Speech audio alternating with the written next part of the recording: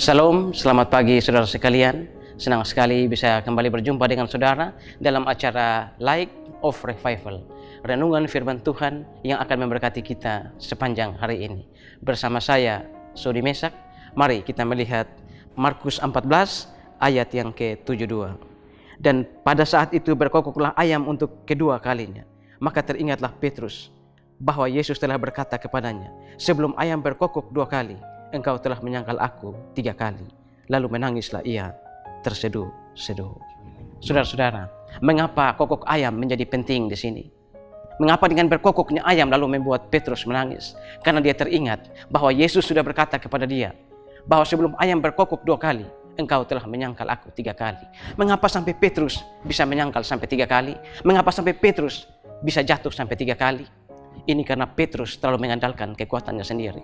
Ini karena Petrus tidak bersandar dan bergantung pada Tuhan. Makanya dia bisa menyangkal Yesus sampai 3 kali. Saudara, kita pun bisa melakukan dosa yang sama seperti Petrus. Kita bisa jatuh seperti Petrus, bisa gagal seperti Petrus, bisa menyangkal Yesus seperti Petrus.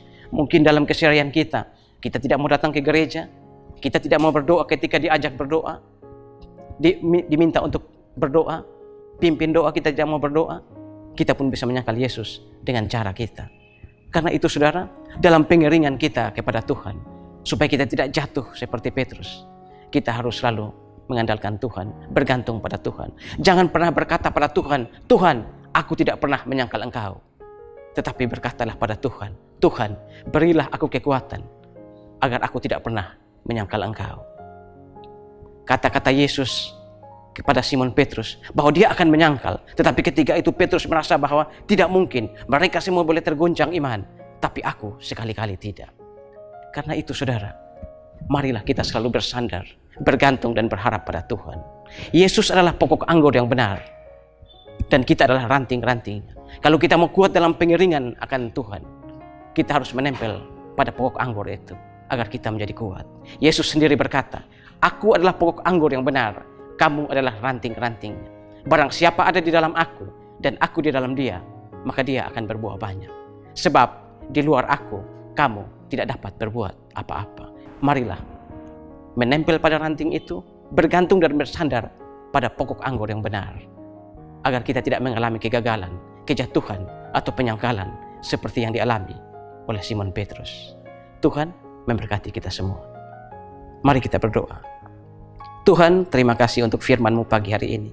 Firman-Mu yang mengajarkan kepada kami dari pengalaman seorang Simon Petrus. Bagaimana dia bisa gagal sampai 3 kali, menyangkal Engkau sebanyak 3 kali. Hal yang sama pun bisa terjadi pada kami. Karena itu Tuhan, biarlah kami selalu bersandar dan bergantung pada Engkau sebagai pokok anggur yang benar. Biarlah kami sebagai ranting-ranting, kami selalu menempel, agar dalam perjalanan hidup kami ini, kami tidak pernah mengalami kegagalan seperti yang dialami oleh Simon Petrus. Biarlah kami berkata pada Tuhan, Tuhan, berilah kami kekuatan agar tidak pernah menyangkal Engkau. Terima kasih Tuhan untuk firman-Mu. Dimuliakanlah Engkau di atas firman. Saudara, mari jadikan firman Tuhan sebagai pelita dan terang di sepanjang kehidupan kita. Tuhan memberkati kita semua.